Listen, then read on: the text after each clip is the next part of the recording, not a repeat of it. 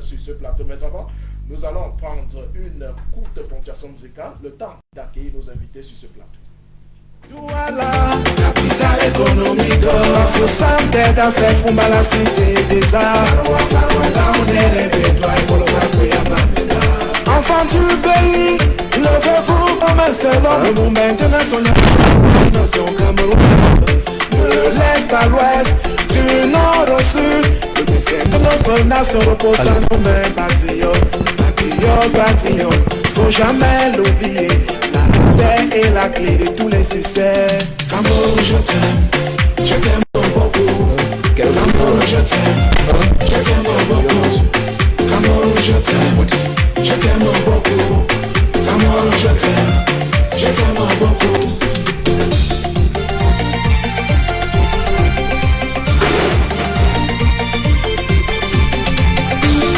Camerounais, qu'est-ce que tu veux? La paix.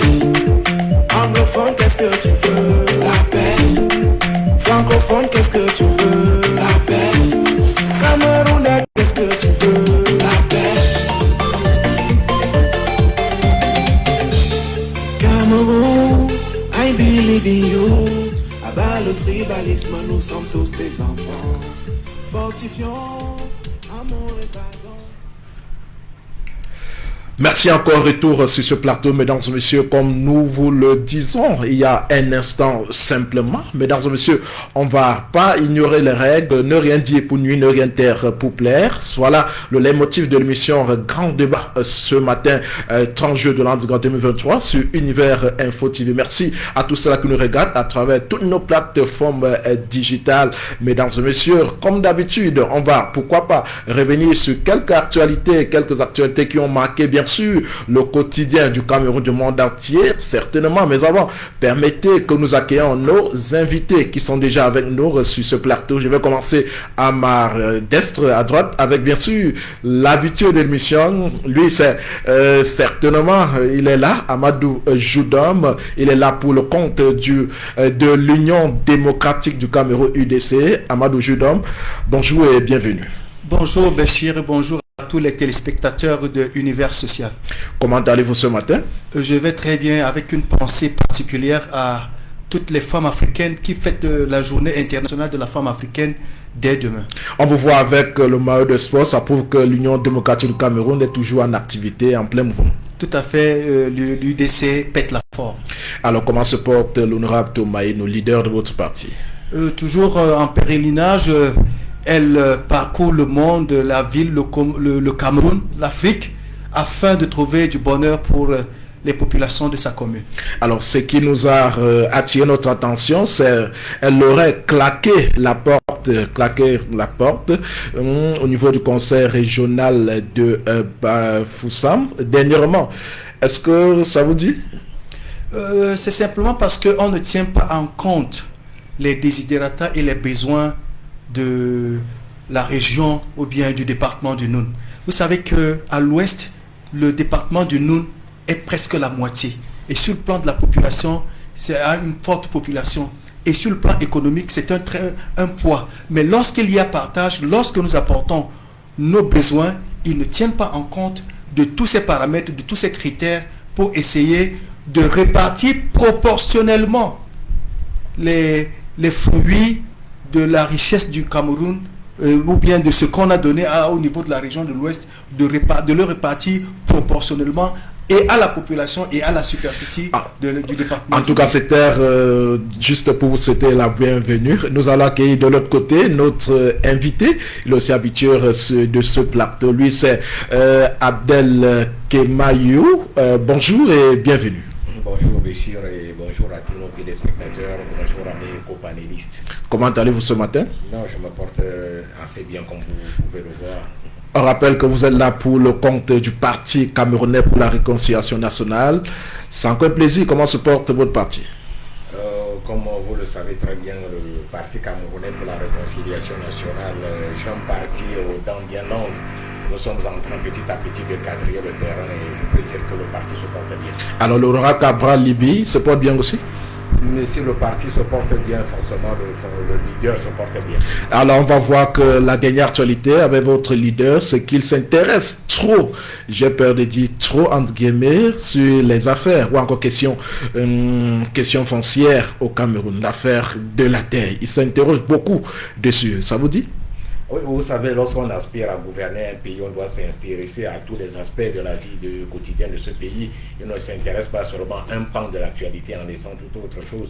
Nous sommes un parti qui est prêt à prendre le pouvoir dès 2025 et conséquemment le président, le leader de ce parti s'intéresse à tous les aspects de la vie du pays. D'accord, merci. De l'autre côté, on accueille encore l'autre invité, une première fois par rapport sur ce plateau grand débat du dimanche.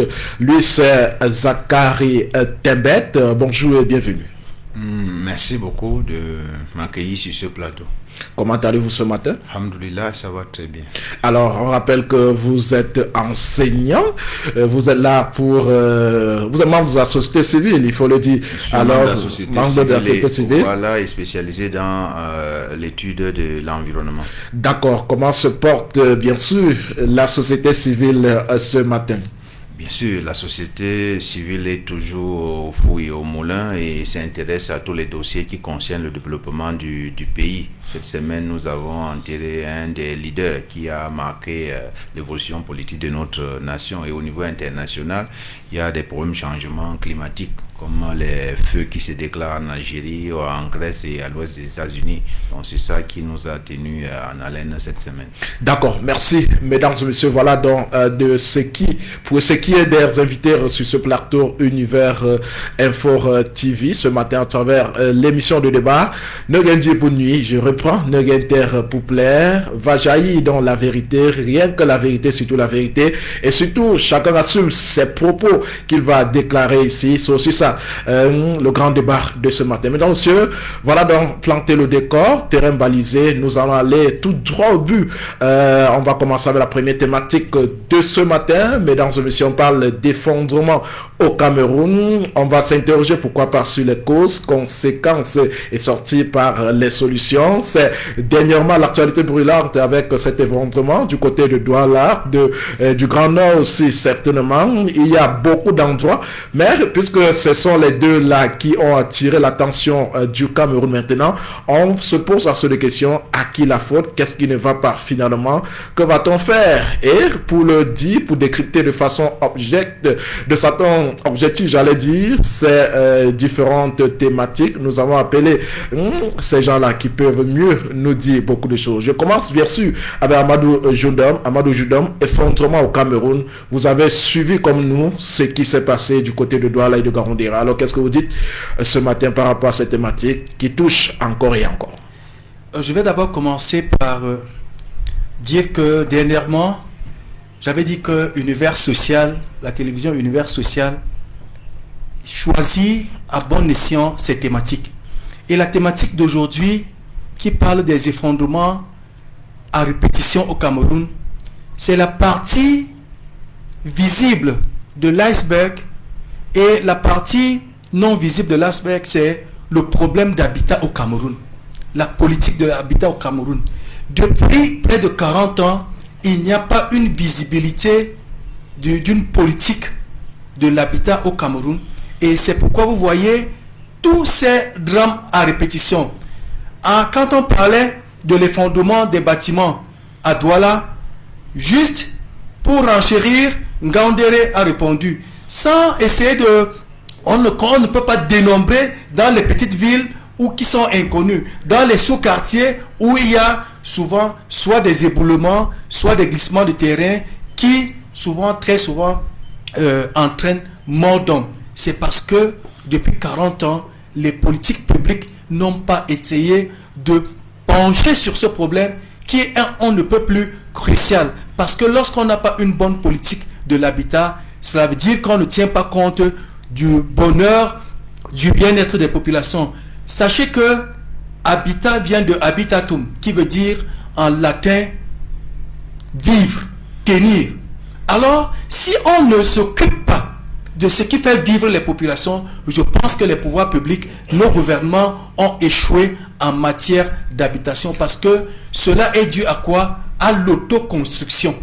nous allons entrer en profondeur tout au long de l'émission et nous allons voir des causes institutionnelles, des causes structurelles et même des causes sociales. D'accord. De l'autre côté, nous allons parler bien sûr avec cette même thématique, effondrement au Cameroun, Douala et Garoundé retouché. On oublie parfois certaines localités. Avec vous, Abdel Kemayou, dites-nous réellement, est-ce que vous pensez que la cause pourrait être le laxisme de l'État? Oui, dire que la cause est le laxisme de l'État, je pense que c'est un euphémisme. Je me dis que c'est plutôt la partie visible de l'iceberg, comme vient de dire mon copanéliste. Il faut tout simplement noter que nous n'attendions rien. C'est plutôt le contraire qui aurait surpris Béchir, parce que devant l'effondrement de la société elle-même, qu'attendez-vous d'autre? Si chacun fait un peu ce qu'il veut, chacun fait à sa tête, rien n'est contrôlé. Et c'est tout à fait normal que cela s'exprime par l'effondrement des bâtiments. Et je me dis que les bâtiments effondrés aujourd'hui ne sont en fait que une infime partie des bâtiments qui vont s'effondrer. Parce que lorsque nous regardons, lorsque nous jetons un regard dans nos villes, ce qui tient lieu de nos villes aujourd'hui, avec des constructions anarchiques sans aucune précaution, il faut dire que nous avons des jours sombres devant nous. Alors, quelles peuvent être les différentes causes, en dehors de ce que vous avez déjà dit? Oui, les causes, comme je peux dire, les causes sont d'abord des causes institutionnelles, comme vient de dire M. Béchir, des causes sociales, parce que nous sommes tous coupables, hein, parce qu'on ne peut pas dire qu'il y a une partie à qui on doit imputer. Il est bien vrai que ceux qui sont chargés du contrôle et du suivi de ces choses-là ont la grande responsabilité, mais quelque part, nous allons constater que nous sommes tous coupables. D'accord.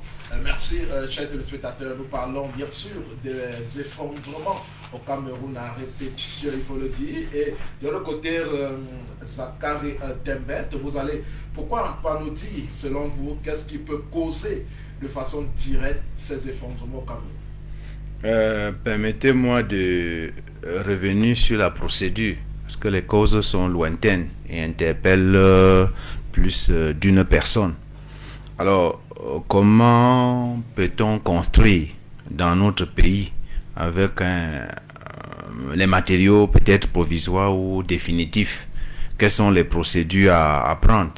Lorsqu'on a l'intention de construire une maison, on doit d'abord appeler un architecte qui peut te faire un plan et des études géotechniques qui confirment que le terrain est propice, et puis les services compétents qui pourront t'indiquer si ta maison ou l'immeuble que vous voulez mettre en place entre dans le schéma directeur, donc dans le plan, n'est-ce pas, de construction prévu pour des années à venir pour cette ville. Donc vous faites un dossier et vous déposez dans les services compétents, particulièrement il y a un service de la mairie, il y a aussi des services étatiques, n'est-ce pas, qui sont chargés de l'étude de ce dossier. Lorsque vous terminez ce dossier, on vous donne l'aval et l'accord de construction, vous descendez donc sur le terrain et vous mettez en pratique votre réalisation. Alors vous faites appel à qui? Vous faites appel aux techniciens. Et ici, je vais incriminer plus tard tout ce monde-là. Vous appelez au technicien qui vient et vous achetez le matériel à qui vous donnez, et il y a une mission de contrôle. À la fin, on vous livre un bâtiment après avoir contrôlé. Mais le bâtiment a aussi une durabilité. Par rapport, il ne faudrait pas qu'on soit ici comme ceux qui aiment ce que nous appelons dans le jargon de l'enseignement la pédagogie par la catastrophe. Il faut chaque fois qu'il y ait des victimes, avant qu'on se rende compte qu'il y a eu affaire, avant il y a eu, en tout cas, on a sauté une étape dans la réalisation de notre projet. Vous voyez donc au départ, il faut étudier le terrain. Qui est chargé de cette étude-là? Pour dire que ici on peut construire, ici c'est le domaine national, ici c'est un domaine à risque, ici il y a des risques d'érosion, il y a des risques d'éboulement, de coulement de terrain, ou des risques même, disons, sismiques, ou même de coulement de lave. Si nous ne sommes pas dans la région comme Boya, mais même Bergon ou bien Fumbot sont dans ces régions-là. Alors, quelles sont les capacités capacité technique, dont le matériel adéquat qui nous permettent de faire les études géotechniques, pas seulement géotechniques, même des études environnementales sur l'évolution, l'orientation de vent, l'orientation des pluies, l'orientation du ruissellement dans ces régions-là. On a quelle capacité technique? Bien, le dossier est donc monté comme ça à la hâte, et puis nous-mêmes, on appelle quel technicien pour venir mettre en œuvre notre bâtiment? Imaginez-vous que c'est le technicien qui aussi qui a aussi gagné sa compétence par la vue, par le travail, par le temps. C'est celui-là qui a déjà montré ses preuves qu'il a construit un ou deux bâtiments qu'on appelle pour venir construire. Même s'il a fait 1 ou 2 ans ou bien qu'il a eu son cap en maçonnerie, il est déjà un ingénieur. Quelle capacité, n'est-ce pas, d'ingénierie? Il va maîtriser quoi sur la notion de mélange du sable et du béton. Donc, qu'est-ce que vous attendez dans ce type de travail? Et quels sont même les tâcherons qui vont y travailler? Quelles sont les mesures prises, n'est-ce pas, pour empêcher? Nous arrivons maintenant sur le problème même de matériaux utilisés. Le fer, c'est quel type de fer? Peut-être un fer vraiment, je disais, peut-être frélaté. Un fer qui sort de quelle région? Vous parlez de fer de 6, de fer de 12, de fer de 14, qui n'ont pas de dimensions dont vous faites allusion. Et quelle qualité même, n'est-ce pas, de fer qui rouillent au bout de 1 mois, 1 an, qui vont soutenir quel bâtiment? Bien, donc nous avons le matériau sur le terrain qui ne sont pas adéquats. Nous utilisons même qu'un sable.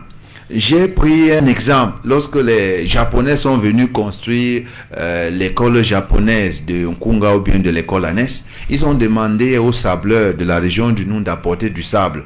Je crois que parmi eux tous, 100%, aucun n'a apporté ce qu'on appelle sable. Ils apportaient du multipote, donc un mélange de marne, d'argile, de sablon, de gravier, de gravillon et de blocs.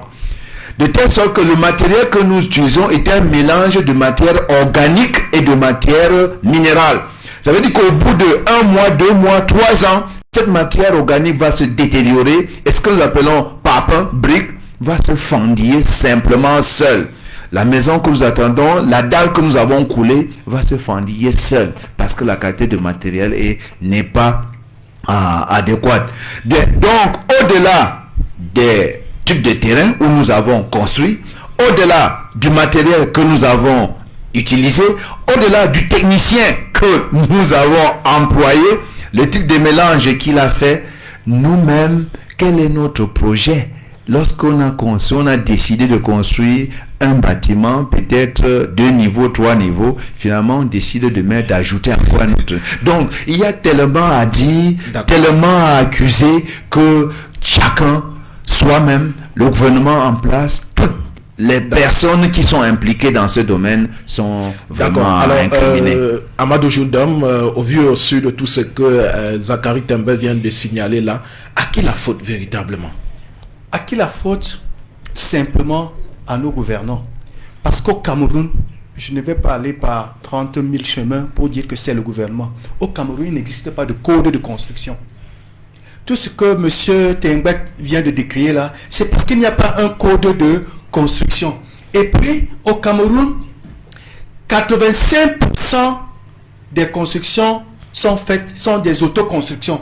Quelqu'un se lève le matin, commence à construire sans consulter et le plan d'occupation de sol qui va te dire que le terrain où je vais construire là est constructible ou pas. 2. Est-ce que il y a autoconstruction? Pourquoi? Parce que il y a beaucoup de clandestins. Ils n'ont pas de permis de bâtir. Parce que lorsque tu dois aller chercher le permis de bâtir, il te faudra voir un architecte qui va essayer de faire le diagnostic de ton terrain, de faire un plan, afin de voir quel type de maison tu dois construire sur ce terrain. Surtout, au Cameroun, l'habitat coûte cher. Pourquoi? Parce qu'il n'y a pas un bordereau des prix des matériaux de construction. C'est pourquoi ce que M. Tengbek vient de décrire là, vous allez voir des gens qui vont utiliser n'importe quel matériau pour construire et cela va... Dans le tas, arrive et vous commence à vous monter un immeuble de 2 niveaux, de 3 niveaux, avec quel matériau? c'est lui qui vient en tant qu'enseignant de SVT. Je rappelle, c'était mon enseignant de SVT en première.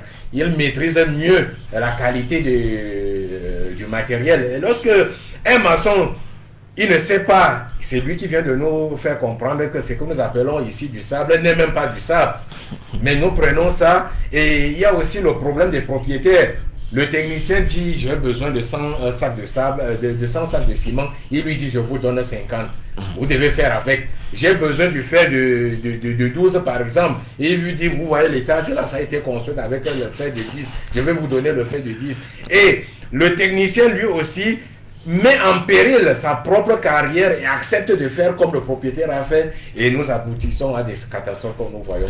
Alors, LH Tembet, pensez-vous alors également que quelqu'un peut souhaiter sa mort, c'est-à-dire au vu au su de toutes les tracasseries qui s'y retrouvent au niveau des affaires foncières, est-ce que quelqu'un peut souhaiter construire pour mourir?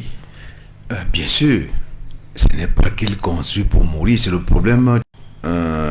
Sous-sol, puis un niveau que ton père t'a laissé, et peut-être après avoir hérité à ce parent, ou bien après avoir acheté cet immeuble, tu décides comme à Douala, on l'a vu, comme ici en face de l'hôpital du Palais, on l'a vu, vous décidez d'un jour au lendemain d'ajouter un troisième, un quatrième niveau, et que même à côté de toi, il y a eu effondrement. Tu ne t'intéresses pas à cet effondrement. Je suis sûr que c'est toi-même qui as choisi, n'est-ce pas, mourir, de construire ta tombe, pas ta propre maison, dans ta propre maison. Donc, il faudrait, comme a dit M. Juna et M. Kemayo, que la responsabilité soit partagée. Nous n'allons pas seulement incriminer l'État sur le schéma directeur. Si nous prenons une ville, lorsque j'étais en 5e année, il y a un professeur de Polytechnique qu'on appelle Dr Bemo qui nous a enseigné le dimensionnement de terrain. Il nous prenait l'exemple de la ville de Rio de Janeiro, un schéma directeur qui a été fait en 1830 pour jusqu'à les années 3000. Imaginez comment les ingénieurs s'associent pour faire un plan de la ville pour 2000, 3000 ans. Est-ce que les Camerounais, les Africains pensent à ça? Mais il semble qu'on a pensé à ça, mais on s'en fout. Parce que je me rappelle dans mon quartier, chaque fois qu'on veut construire, je suis à côté de M. Judam, on nous rappelle que les Allemands, les Français avaient prévu une route ici. J'ai fait même un tour entre Mambo et Nkundum. J'ai vu un pont qui a été construit avant même la route. Et c'est marqué sur le pont, durabilité du pont, 150 ans. Donc, il y a quand même des petits schémas qui sont indiqués. Mais la responsabilité de chaque citoyen est remise ici en cause. Il ne mesure pas les dangers auxquels il est confronté, les dangers pour lesquels lui-même il est à l'origine. Les suspicions comme... Donc, je crois qu'il faut d'abord une éducation, une sensibilisation. Vous dites que le gouvernement... prenons l'exemple de la Turquie. Dernièrement, il y a eu catastrophe au sud-est de la Turquie. Et j'ai parlé de cette pédagogie par la catastrophe.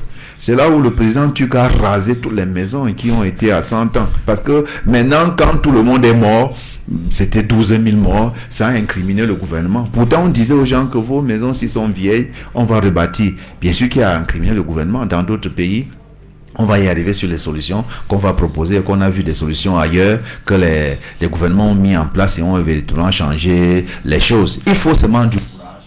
Il faut du courage et il faut la responsabilité de chaque citoyen. Alors, véritablement, parlons déjà de ces conséquences. Quelles peuvent être les conséquences? Les conséquences sont énormes. La première conséquence, c'est la perte en vie humaine. Ça, c'est la première. Nous avons 39 morts ici à Douala. Nous avons combien de morts en Gaoundéré? Nous avons même ici à Fouman combien de morts qui sont toujours... Donc, et la vie n'a pas de prix. Qui peut donner la vie à quelqu'un? La vie n'a pas de prix. Donc, il ne faut pas s'amuser. Les Africains ont l'habitude de s'amuser avec la vie des autres. On a 31 morts, ça ne nous dit rien. Alors qu'il y a un mort en France, le président se déplace. Il y a un mort ici, 2 morts. Les gens font comme c'est beaucoup de choses. Alors que chez nous, il y a 10, 15, 30 morts, on s'en fout. Un accident se fait, un écoulement de terrain se fait avec 15, 35 morts. À Bafoussam, dernièrement, je crois l'année passée, en Gouaché, il y a eu plus de 40 morts. Mais c'était rien. Revenez sur ces lieux-là, vous allez toujours voir les gens construire. Revenez ici chez nous en Giloum, à 0 pas d'Unga. Vous avez toujours les gens, voir toujours les gens au bord en train de construire. Allez à Machou Tancho, vous allez toujours voir là où il y a eu des morts. C'est-à-dire, toujours les gens en train de construire. Donc la première conséquence directe, c'est les pertes en vie humaine. Des pertes économiques. Combien on a investi, cet argent n'a pas de suite. Des conflits et des conflits sociaux. N'est-ce pas, des conflits de terrain. Des dépenses et dépenses de l'État. L'État arrive à déguerpir, mais après 2-3 ans, il faut encore redéguerpir à nouveau. Donc, il y a beaucoup de pertes matérielles, perte même en vie humaine, perte même des ressources que nous avons sur le terrain. Donc, il y a beaucoup, et presque les pertes sont inestimables. D'accord. Alors, Amadou Joundam, quelles peuvent être les conséquences malgré tout cela? Quelqu'un vous dira, que dois-je faire pour construire? Je n'ai pas de terre, j'ai trouvé l'occasion d'y ajouter l'autre au niveau, ainsi de suite. Quelles peuvent être les conséquences? Quels sont les risques les plus directs? Les risques sont énormes. Comme venait de dire LH Zachary Tembet, les risques sont d'abord des en vie humaine qu'on ne peut pas passer. Souvent, les pertes économiques, on peut essayer de rafistoler et puis revenir, reprendre ce qu'on a perdu en termes financiers. Mais, sincèrement, je vais encore revenir aux causes. Parce qu'à partir de ces causes-là, on va décliner les conséquences. Il y a d'abord l'indiscipline. Monsieur Tembet l'a dit, il y a l'indiscipline des citoyens. Quand bien même le maire a sorti un plan d'occupation du sol, affiché à la mairie, faire large sensibilisation, personne ne voudra respecter ces règles. Et en dernière minute, lorsque la commune ou bien les pouvoirs publics vont venir détruire votre maison, la première perte, c'est en gain financier. En temps, peut-être vous avez fait 10 ans, 15 ans pour construire votre local. Et en un laps de temps, la maison s'effondre ou bien on la détruit.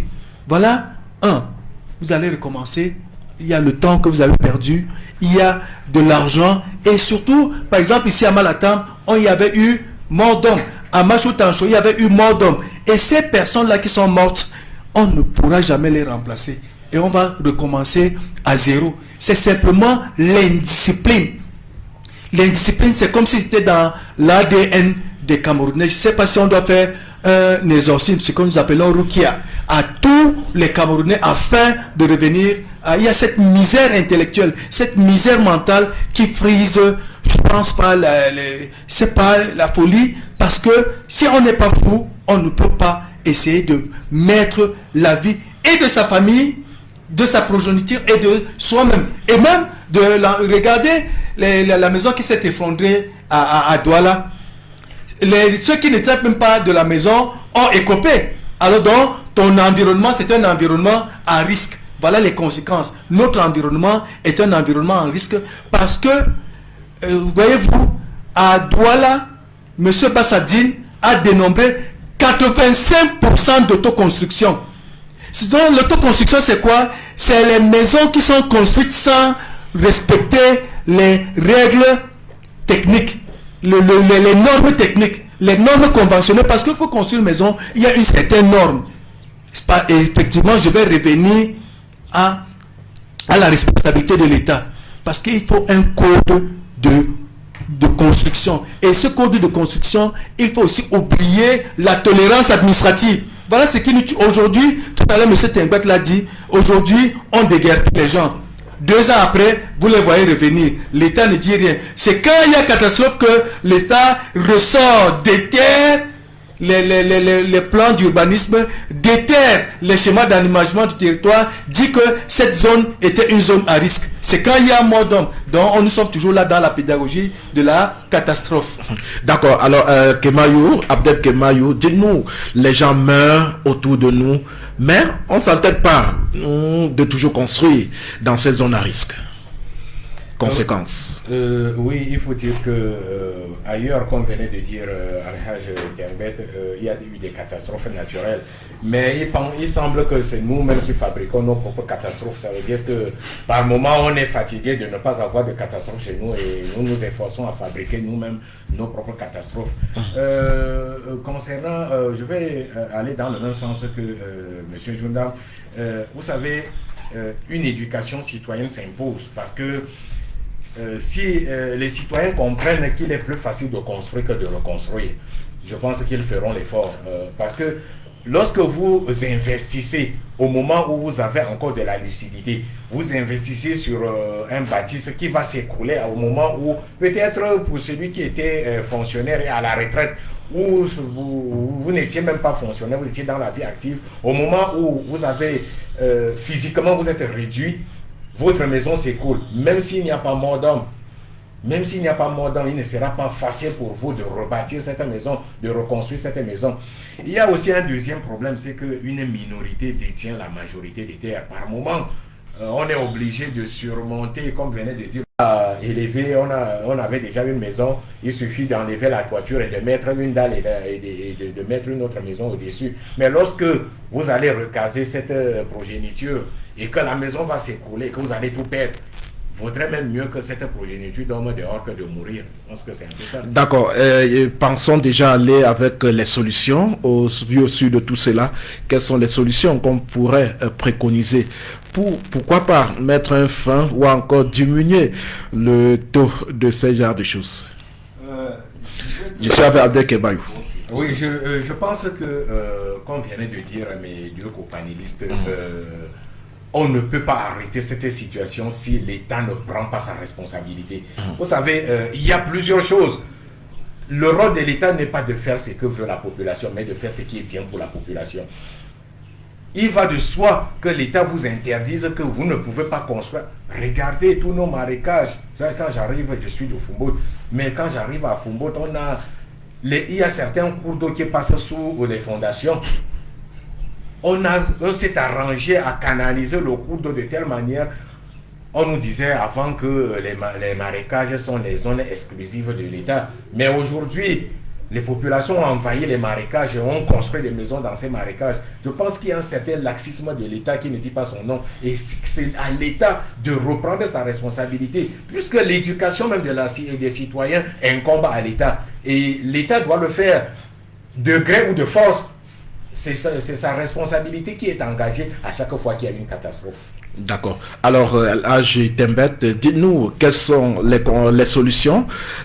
Trop de morts, encore de morts. Douala s'est passé, Gaoundéré s'est passé. À quelle ville le tour? Qu'est-ce qu'on peut faire finalement pour faire comprendre à la population que trop c'est trop? On en a marre. Est-ce que l'État devrait toujours agir en sapeur-pompier? Non, l'État doit agir en amont. Cet État est constitué de cette nation qui est l'ensemble de la population, n'est-ce pas, qui aspire à un avenir meilleur.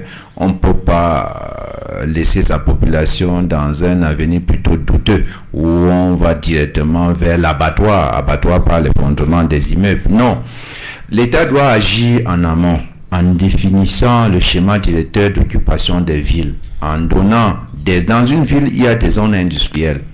Là où il n'y a pas, la pollution ne va pas déranger la population. Chez nous, on mélange tout. L'usine s'installe là-haut. Il y a des zones de peuplement. Il y a des zones de marécage. Il y a des zones d'occupation spéciale, donc des zones de l'aéroport par exemple, ou des zones d'extraction de mines. Dans chaque ville, il y a un schéma directeur qui définit l'occupation des villes et des zones qu'on doit même abandonner strictement pour, n'est-ce pas, l'équilibre du milieu, du biotope. Donc c'est défini et les architectes le savent déjà. L'État doit mettre ça sur pied et peut-être ce sont les politiciens qui vont plus n'est-ce pas, agripper cela, c'est surtout la notion de décentralisation, parce que la centralisation de pouvoir ne peut pas permettre à l'État de connaître les problèmes spécifiques de chaque région.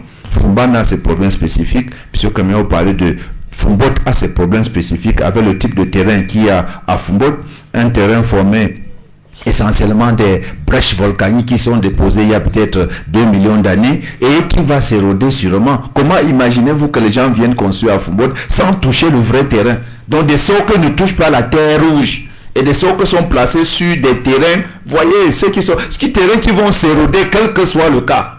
Mais imaginez que pourquoi les barrières ne vont pas s'effondrer, les étages ne vont pas s'effondrer après 10 ans. Donc, l'État doit définir les zones habitables, définir un schéma directeur de chaque ville. Et la responsabilité revient également à chaque citoyen, n'est-ce pas, d'être responsable de ce qu'il est en train de construire. Parce que chez nous, on a tendance à croire que la maison, c'est quelque chose qu'on doit construire aujourd'hui. Non, l'immeuble, là où on habite, l'habitat, comme l'a défini M. Amadou tout à l'heure, doit être quelque chose de permanent et doit être préparé pour longtemps. On ne va pas construire un immeuble pour 1 jour, pour 2 jours. On peut le préparer pour 10 ans. Parce que c'est une maison durable. Et savoir qu'à une certaine période, la maison a une durée de vie. Après 100 ans, même si la maison est encore valable, on doit la détruire. Imaginez qu'en Europe, le coût de destruction dépasse le coût de construction. Donc le coût de démolition, ça dépasse. C'est-à-dire les structures qui démolissent sont des structures les plus payées que les structures qui construisent en Europe. Parce que chaque bâtiment a une durée de vie. Chaque pont en tout cas chaque infrastructure a une durée de vie bien déterminée. Et après cette durée de vie, on doit détruire et recommencer à zéro. Chaque Camerounais doit le savoir, chaque Fumbanais doit le savoir que nous devons construire pour une bonne période et pour un temps bien déterminé. Il faudrait qu'on change également notre façon de penser. Je crois que c'est là où mes parents ont vécu, où ma vie en dépend correctement. Certaines personnes pensent que si je ne continue pas à vivre en Djiwon, je ne veux pas avoir de l'argent. Parce que mes parents ont vécu ici. Si je continue pas à vivre à Manka, je n'aurai plus la chance, la bénédiction d'avoir de l'argent. On pense toujours comme ça, sans qu'on reconnaître que c'est chacun qui crée sa richesse. C'est l'homme qui crée sa richesse, c'est l'homme qui améliore son environnement, c'est l'homme qui met les conditions adéquates pour faire un avenir meilleur. Je disais tout à l'heure que beaucoup de gouvernements dans le monde ont réussi à mettre en place une politique d'habitat et social adéquat. Prenons le cas de Lula. Par exemple, au Brésil, lorsqu'il est venu au pouvoir, je crois qu'il a changé complètement la notion de ce que vous appelez les bas-fonds. Il a créé, n'est-ce pas, des villes nouvelles. Il a recasé la population. Chez nous, il semble qu'il y a cette politique.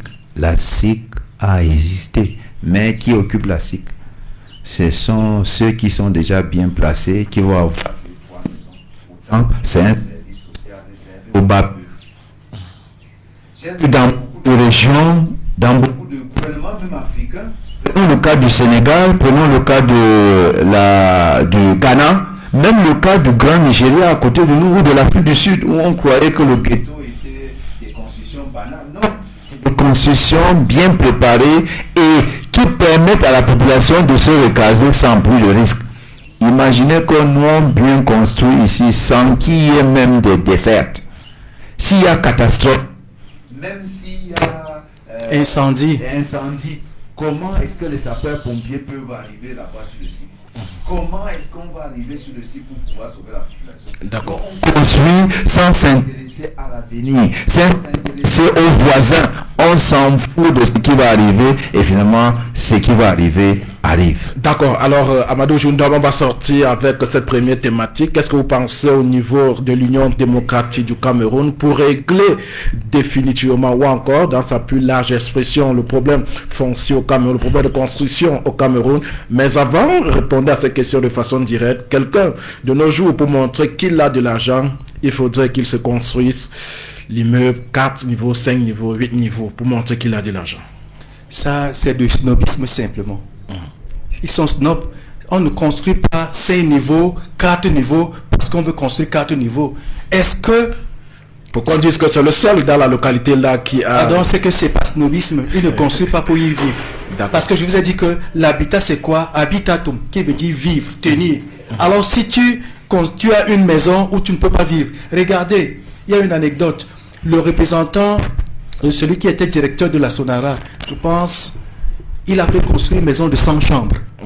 À sa mort, les enfants étaient incapables de faire la maintenance. Même mettre cette maison comme hôtel, on n'a pas pu.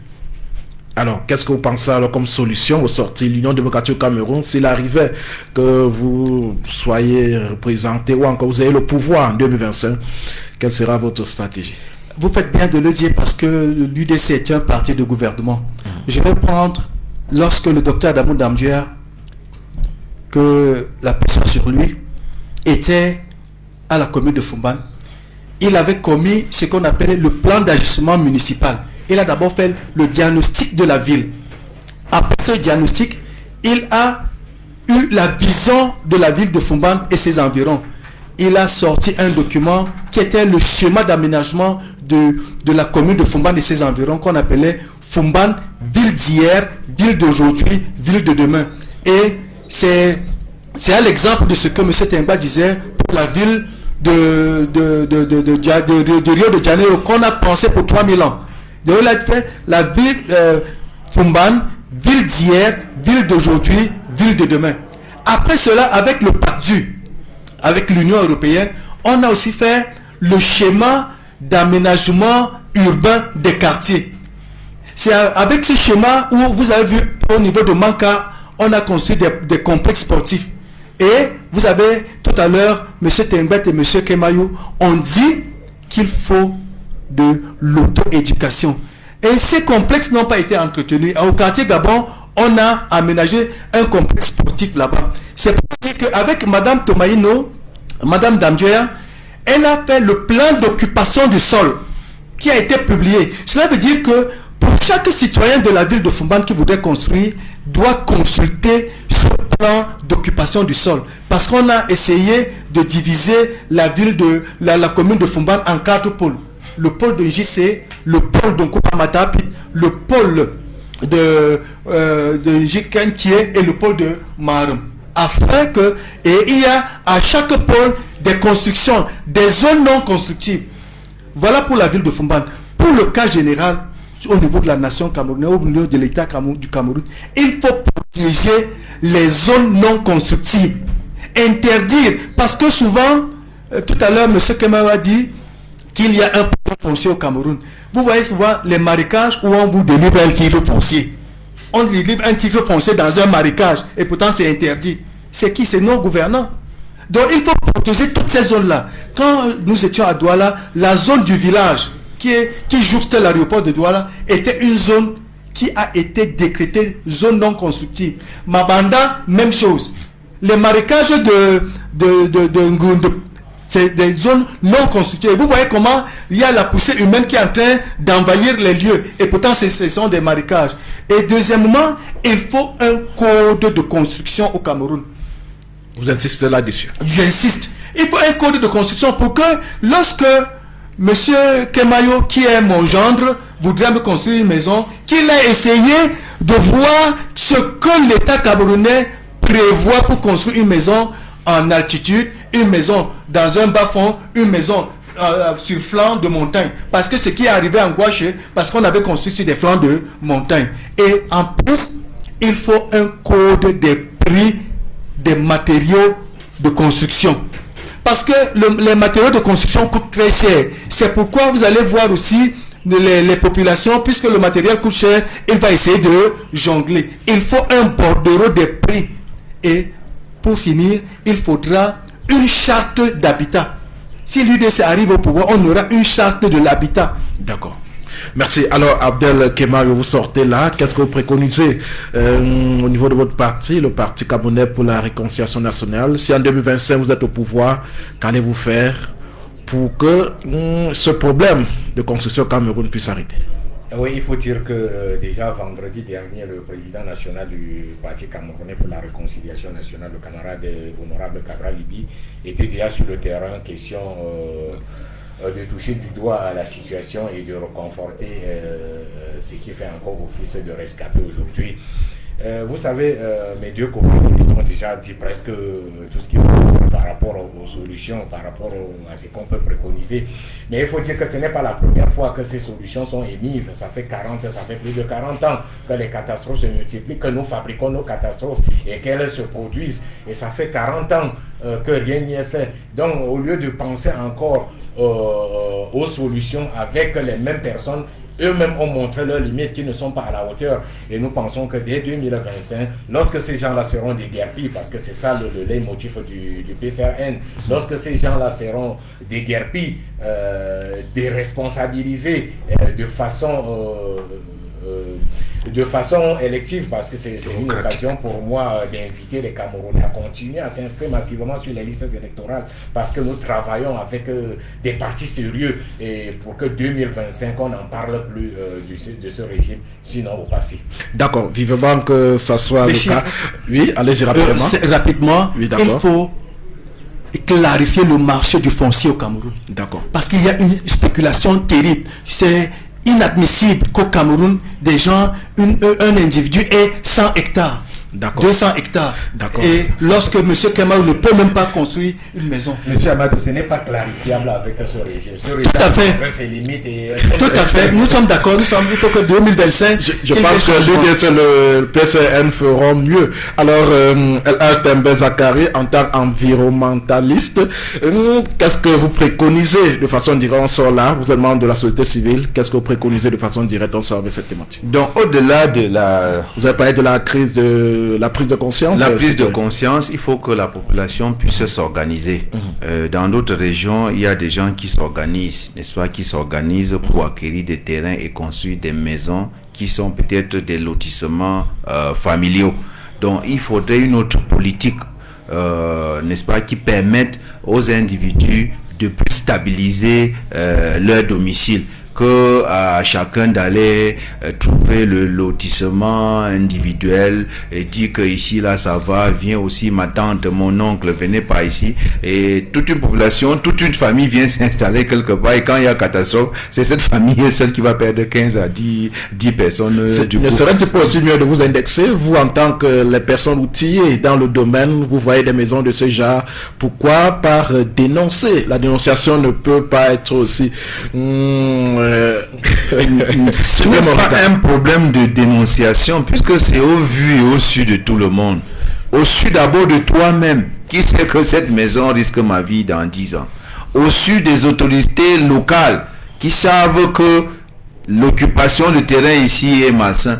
Mais il faut reconnaître aussi le niveau de malhonnêteté de certaines personnes. J'ai vu des gens être déguerpis pour être réinstallés quelque part, mais quand tu y arrives, ce ne sont même pas ceux qui ont été déguerpis qui sont installés vers Fouban. Donc, il faut vraiment remettre en cause, je crois, la mentalité des Camerounais et des Africains, n'est-ce pas? C'est cette éducation-là, cette éducation de base qui va nous permettre vraiment d'avoir un avenir meilleur. D'accord, merci mesdames, messieurs, chers téléspectateurs. Vous pouvez réagir à travers le numéro qui va s'afficher au bas de votre petit écran télévisé. Vos réactions par SMS ou encore par WhatsApp sont les bienvenues. Nous sortons là avec la première thématique effondrement au Cameroun. Nous avons abordé pourquoi pas les causes, les conséquences, les solutions à notre niveau. Nous allons prendre une légère ponctuation musicale, le temps pour nous, chers téléspectateurs, ensemble aborder la deuxième thématique. Bien sûr, on va parler de l'éducation, cette fois-là, des diplômes. Mais avant, prenons ce petit verre d'eau et on revient tout de suite et tout à l'heure.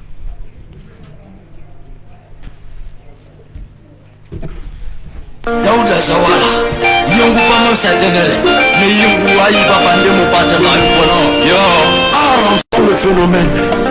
Ah, Maïouna, Nanda Kupcheko Montu, Nanda Tarine Po. Ah, Oyonko, Anta Murienne Po, Murienne Po. Oteli Pamamo, Tane de Benga de Mapola. Oteli Pamamo, Tane Fine, Tane Fine.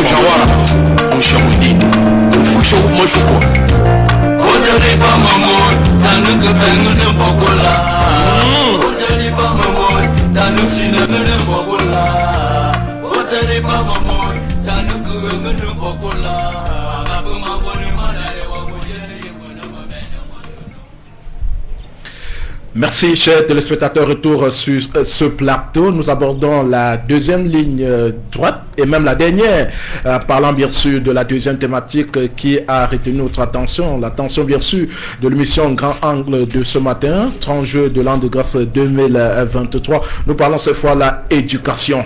Encore éducation, surtout éducation. Un bachelier qui serait incapable, qui est incapable de conjuguer le verbe être au présent de l'indicatif de façon écrite. On s'interroge. L'État a-t-il échoué sur l'éducation de ses citoyens? Comment comprendre? Est-ce qu'un diplôme au Cameroun aurait-il encore une valeur? Est-ce que nous formons des têtes bien faites ou des têtes pleines? Voilà autant d'interrogations qui suscitent notre curiosité intellectuelle. Mais dans ce chers téléspectateurs, on se pose trop de questions. Imaginez un élève qui a le bac littéraire, bac scientifique et autres, et qui n'arrive pas à conjuguer le verbe être de façon écrite. Et c'est là, on a vu, c'est cet élève, il est en train de conjuguer de façon orale, je suis, ainsi de suite. Mais lorsqu'on lui remet un stylo, on lui dit écrit, il faut alors noter, il écrit je suis normalement, tu es, EST. Mesdames, messieurs, les larmes, encore les larmes. Nos panélistes sur ce plateau sont d'ailleurs les enseignants, il faut le dire. Je vais commencer avec Dr Tembet. Dites-nous, vous êtes enseignant d'ailleurs. L'éducation au Cameroun, le diplôme aurait-il encore une valeur? Est-ce que l'État a finalement échoué sur l'éducation des enfants? Comment comprendre qu'un bachelier bac, incapable de conjuguer le verbe être de façon écrite? Tu es, EST. Et quand on lui pose la question, il dit, j'étais en train d'abréger. Pédagogie par compétences. Et les compétences sont par palier. Et l'examen, un baccalauréat, un probatoire, un BPCS, n'est-ce pas, est un parchemin, n'est-ce pas, qui permet d'apprécier certaines compétences. On dit en cours non acquis, en cours d'acquisition, acquis ou bien excellent. Donc, il y a des valeurs à apprécier. Et je crois qu'on ne va pas se laisser à l'ancien temps parce que le monde évolue. À notre temps, il n'y a pas le téléphone, il n'y avait pas de laptop, il n'y avait pas autant de communication. On va s'enrimer au monde actuel, on va seulement améliorer notre système éducatif pour que les enfants puissent aussi s'adapter à ce système-là et puissent avoir des résultats qui, n'est-ce pas, leur permettent de vivre dans un avenir toujours mutant. Abdel Kemayo, pensez-vous qu'on doit accepter ou qu'on doit légitimer le fait que quelqu'un qui a le niveau bac, qui a le diplôme bac dans sa poche, il commette ce genre de faute? Oui, permettez-moi un peu de ne pas partager entièrement l'avis de Alhaji Tembet. Oui. Parce que ce n'est pas la façon, ce n'est pas cette façon-là qui nous a formés dans les années 2000 au lycée bilingue Sultan Ibrahim de Fumban. Je me dis qu'à un moment, il faut s'arrêter et de voir ce qui est bien pour la présidente, parce que c'est normal. Il faut dire que nous qui sommes à l'école primaire, on a toujours tendance de dire que l'État a complètement abdiqué, parce que lorsque ce qu'on vous demande d'enseigner à l'enfant ne permet pas, ça ne permet pas d'avoir ni les compétences, comme vient de dire M. Tembet, ni les savoirs, comme c'était ça par le passé. Je me dis que le système éducatif a tellement été dilué À un moment, on corrigeait les fautes, on disait que bon, tel nombre de fautes, vous êtes même éliminé. À un moment, on s'est dit que non, il ne faut pas éliminer au niveau des fautes, il faut seulement totaliser plutôt le plus grand nombre de fautes. À un moment, au BPC aujourd'hui, on dit que non, même la dictée là, on donne plutôt un test et on demande à l'enfant de corriger ne serait-ce que les fautes. À un moment, ils disent que l'enfant ne peut même pas repérer où se trouve la faute. On indique, on souligne les endroits où il y a les fautes. Mais lorsque vous vous lancez dans cette chose-là, qu'est-ce que vous attendez comme résultat? Il va de soi qu'aujourd'hui, l'enfant n'a même pas besoin de conjuguer le verbe comme vous venez de dire, puisqu'il y a déjà le téléphone, lorsqu'on un mot vous échappe, il suffit de taper le dictionnaire, ça vous donne et vous venez. Et c'est cette situation-là qui rend nos enfants de plus en plus paresseux. Et je pense que autant foncer tout droit vers le mur, il faut revenir en arrière et voir ce qui est bien pour nous. D'accord. Amadou Jundam, vous êtes là pour le compte de l'UDC. Vous êtes enseignant, il ne faut pas l'oublier. Alors, comment comprenez-vous, comment comprendre cette façon de faire? Avant, quand quelqu'un disait « j'ai le bac tel », j'ai le BPC tel, on sentait quand même une sorte de subtilité dans l'écriture littéraire, pourquoi pas. Mais aujourd'hui, il y a problème. Comment comprendre cette affaire? Pour comprendre cette affaire, il faut se dire que simplement la caricature que vous venez de faire pour cet élève de terminale qui a son bac et qui n'arrive pas à bien orthographier le verbe être au présent de l'indicatif. Tu es EST. Tu es EST. Que nous avons échoué. Notre système éducatif a échoué. Vous n'êtes pas d'accord, M. Tembet, qui pense qu'on ne doit pas juger l'enfant dans ce cas-là? Je ne suis pas totalement... Puisque ce n'est pas ça qu'il aurait donné le bac. Effectivement. Je sais que nous tous ici qui sommes sur la table, nous avons passé nos examens avec la pédagogie par objectif. Et nous voilà, nous nous en sortons très bien. Cette navigation à vue, ce saupoudrage de méthodes, parce que cela soulève le problème des méthodes et des stratégies. La méthode APC a lamentablement échoué. À mon avis, je suis enseignant. Il faut qu'on revienne à de meilleurs sentiments, parce que lorsque vous êtes perdu en pleine forêt, pour ne pas se perdre davantage, asseyez-vous, essayez de jauger, de voir où est l'ouest, où est l'est. En 95, je pense bien, c'était les états généraux de l'éducation. Jusqu'à nos jours, on n'a pas pu implémenter tout ce qu'il y avait dans ces états généraux. Dernièrement, on nous a parlé d'un grand forum de l'éducation pour essayer de revoir notre... Ça n'a jamais eu lieu. Et il y a le problème même des contenus d'enseignement. On ne pense plus. Notre enseignement est extraverti. On voit ce que les autres font pour essayer de venir l'appliquer ici. Non. L'approche par les compétences. Au Canada, par exemple, c'est là où on a puisé ça chez les anglo-saxons. Au Canada, il y a des classes de 24 élèves. Moins de 20. Moins de 20. Ici, vous avez des classes de terminale de 70 élèves, de 80 élèves. Je ne vais pas à l'école primaire. Là où c'est tout un autre monde. On a complètement mis les charrues avant les bœufs. Serait-vous en train de dire que l'État aurait échoué?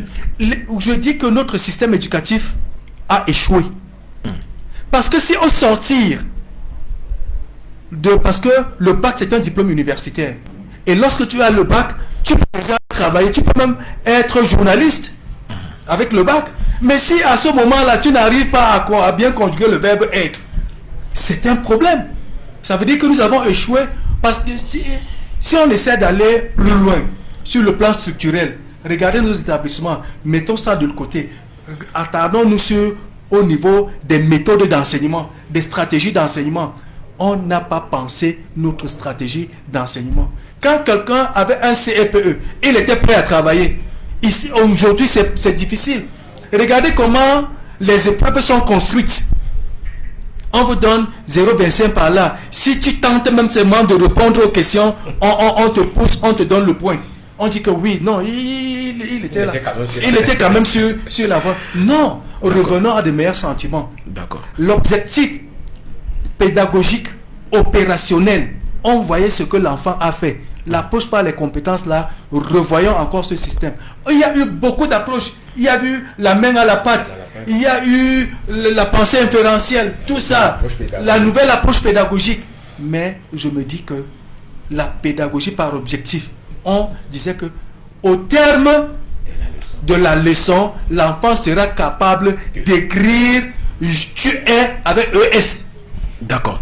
Merci. Monsieur Tembe, vous voulez réagir là? Vous voulez de prendre la parole. C'est difficile de changer les gens dans le système. Et nous allons, on ne peut pas faire autrement. Des pays qui sont évolués comme... Vous dites bien on ne peut pas faire autrement. C'est-à-dire? On ne peut pas revenir dans la pédagogie. Je comprends. Savoir. Nous sommes dans le contexte... Je peux comprendre, monsieur Tembet. Docteur Tembet est censeur. Il doit... Je suis le directeur d'un établissement. Voilà. On doit connaître ce qu'on appelle le savoir. Au-delà du savoir, le savoir-faire, le savoir-être et l'applicabilité de ce savoir. Et donc, quand je vous disais qu'on ne peut pas juger, peut-être prendre un individu et juger tout un système avec, ou bien prendre... ils sont les enseignants, les meilleurs enseignants. Quand vous voyez un enfant qui sort du primaire et nous, on a beaucoup de difficultés. Hein. Si un enfant sort c'est eux qui devraient même défendre cette approche par compétence. Parce qu'un enfant, quand il sort du primaire, quand il vient faire le concours d'entrée en 6e, ils sont plus compétents que quand ils sortent même de la 3e. C'est-à-dire que si je prends la dictée, je fais un élève du coup moyen 2, il peut avoir 2-3 fautes. Mais si je refais la même dictée 4 ans plus tard, ça sera même difficile à cet enfant, n'est-ce pas, d'atteindre, d'avoir même moins de 20 fautes. Vous comprenez que les systèmes sont différents. Et je parle des compétences. La compétence, c'est acquérir quelque chose pour résoudre un problème de la vie. Donc, mobiliser ses savoirs, savoir et savoir-faire pour résoudre un problème particulier de la vie. Et la vie est faite de multiples problèmes. Les compétences sont donc énormes. Nous ne devrions pas évoluer en Afrique comme si c'est une seule compétence générale. Si l'enfant a beaucoup de potentialités, et chaque potentialité de l'enfant doit être valorisée. Si tout le monde a le bac, c'est le bac A. Mais ce n'est pas tout le monde qui sera journaliste avec ce bac A. Il y a ceux qui vont devenir même des meilleurs médecins, des meilleurs psychologues, des meilleurs sociologues. Il y a ceux qui vont devenir même, qui vont travailler dans le système scientifique. Pas comme des scientifiques purs, mais qui vont accompagner les domaines littéraires liés à la science. Donc il ne faut pas penser comme nous autres. Notre système a été très dur. Hein. C'était un système qui éliminait. Quand tu n'arrivais pas à passer de l'asile au cours préparatoire, on t'éliminait. Hein. Quand tu échouais ton examen 2-3 fois, tu n'avais plus dessus. Aujourd'hui, je crois que chaque enfant a une compétence et chaque compétence, on doit le développer. Ce n'est pas parce que j'ai le bac qu'obligatoire. Le bac A qu'obligatoirement, je serai journaliste. Je peux virer, je peux développer une certaine compétence dans plusieurs autres domaines. Même si je suis éleveur avec un bac A et en écrivant tu es avec EST, c'est pas bien parce que demain, on sera amené à faire des discours. Alors, en faisant un discours avec ces fautes-là, ça ne va pas bien. Regardez, en France, on avait laissé la méthode globale. On avait la méthode syllabique. Ils sont revenus à la méthode syllabique. Et le Cameroun y est encore revenu. Ça veut dire que nous tâtonnons. Ce que nous voulons dire, M. Tengbat, c'est quoi? C'est que adaptons nos méthodes, adaptons nos stratégies par rapport à notre environnement. On ne peut pas être un scientifique en faisant des fautes. On a des têtes ni bien faites, ni bien pleines. D'accord. À cause de cette stratégie-là. Et même, il y a un problème au niveau de la correction des copies, de doximologie, c'est-à-dire la science des évaluations. Maintenant, avec l'approche par les compétences, un enfant qui n'a rien fait est capable d'avoir 10 et ASA son examen. Et pourtant, même les compétences qu'on voudrait qu'il ait, il n'en a pas. Et pourtant, le diplôme, il a ce gros diplôme, mais incapable de produire. Parce que celui qui a un bac A, par exemple, doit effectivement travailler dans le milieu de la communication. Et si tu es dans le milieu de la communication sans maîtriser les règles de grammaire, c'est même si tu es scientifique, tu ne maîtrises pas les règles de grammaire, ça ne fait pas bien. D'accord, Amadou Jundam. Abdelkemayo, dites-nous réellement, est-ce que le diplôme encore, on peut qualifier quelqu'un en fonction de son diplôme? C'est-à-dire, si le bac A, on peut jauger sa compétence intellectuelle? Oui, en principe, c'est le diplôme qui devrait qualifier une personne. Mais est-ce que de nos jours, cela est vérifiable? Bon, si je reviens un peu sur les propos de Haj Tengmet, il dit que l'ancien système éliminait. Effectivement, on ne peut pas faire les omenettes sans casser les œufs. L'ancien système éliminait, mais lorsqu'on était médecin qualifié. Aujourd'hui, l'actuel système n'élimine pas, mais on peut devenir médecin, on connaît tout sauf la médecine. C'est ça le véritable problème aujourd'hui. Je pense que, comme venait de dire M. Jundam, il ne faut pas faire une navigation à vue. À un moment, le système français a quitté, ils sont passés de la méthode syllabique pour la méthode globale. Nous les avons suivis là-dedans.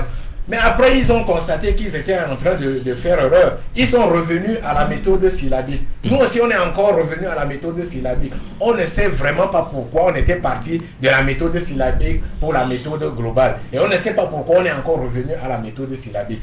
Je pense qu'il vaut mieux. Savez-vous qu'aujourd'hui, le hors-sujet n'existe pas? Vous pouvez demander à un enfant de vous raconter un match de football, il vous raconte son mariage. On vous demande, on vous dit, corriger son mariage là. S'il a bien raconté le mariage, c'est l'approche par les compétences. C'est l'approche par les compétences. Il est compétent pour raconter.